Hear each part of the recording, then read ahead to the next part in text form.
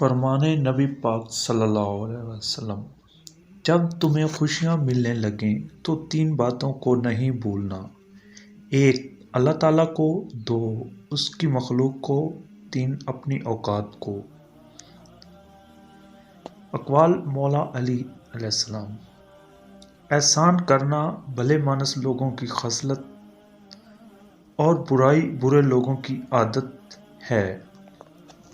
فرمان مصطفیٰ علیہ السلام: جس کے ہاں بیٹا پیدا ہو اور میری محبت اور حصول برکت کے لیے اس کا نام محمد رکھے تو وہ اور اس کا بیٹا دونوں جنت میں جائیں گے۔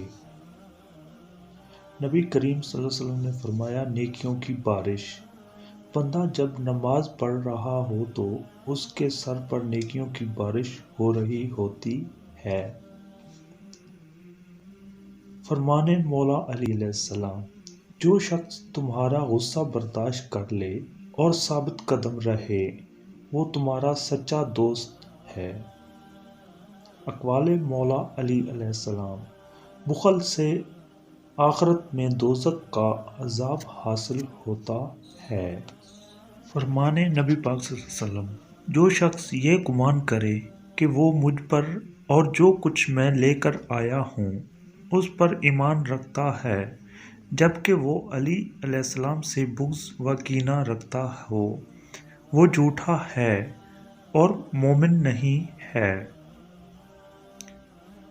اقوال مولا علی علیہ السلام: برے لوگوں کو اچھا کہنا بدترین گناہوں میں سے ہے۔